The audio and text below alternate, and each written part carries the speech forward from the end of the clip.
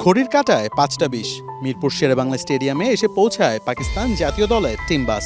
Home of ক্রিকেটে নেমেই head coach mic Hesson চলে গেলেন সোজা সেন্ট্রাল উইকেটে। কিউরেটরের সাথে বেশ কিছুক্ষণ আলোচনা করলেন মিরপুরের পিচ নিয়ে, জানতে চাইলেন কেমন আচরণ করতে পারে মিরপুরের এই রহস্যময়ী উইকেট। পরন্ত বিকেলে হেডলাইটের আলোয় সালমান আখার দল খানিকটা ওয়ার্ম আপ করলেন নিজেদের মতো করেই। রানিং থ্রোয়িংয়ের পর ফিল্ডিং প্র্যাকটিস। শেন ম্যাকডারমোট যেন এক চুল ছাড় দিতে নারাজ। সেন্ট্রাল উইকেটের পাশে তাই চলল ক্যাচিং প্র্যাকটিস।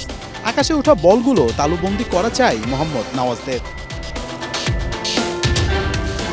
ফিল্ডিং প্র্যাকটিসের পর প্যাড আপ হয়ে সেন্ট্রাল উইকেটের দুই পাশে ব্যাটিং এবং বোলিং প্র্যাকটিস শুরু করেন সাইম আইয়ুবরা। ব্যাটিংয়ে নেমে বড় বড় শট খেলার অনুশীলন করেন ফাকার জামান, হারিস, সালমান আগারা। তাসকিন, মুস্তাফিজ, শরীফুল, সাকিবদের পেস যে মোটেও সহজ হবে না তা ভালোই জানা কোচ মাইক হ্যাসেনের। তাই তো পেসারদের তালিম দিয়ে শিখিয়ে দিচ্ছিলেন ডেলিভারিটা কেমন হওয়া চাই। অন্যদিকে খুশদিল শাহ, ফাকার জামানরা ব্যাট চালিয়েছে চাবুকের গতিতে। স্ট্রেট ব্যাটে শট খেলার প্রবণতা ছিল দৃশ্যমান। পাকিস্তানের পেস অ্যাটাক বরাবরই ভয়ানক, যদিও শাহিন শাহ আফ্রিদি, হারিস রৌফদের মতো পেস সেন্সেশনরা নেই। তবে তামিমদের জন্য আতঙ্কের নাম হতে পারেন বাঁহাতি পেসার সালমান মির্জা। প্র্যাকটিসে একের পর এক আগুনে বল ছুড়েন এই বাঁহাতি। এছাড়া আব্বাস আফ্রিদির বলও ঝড় তুলেছে পিচে।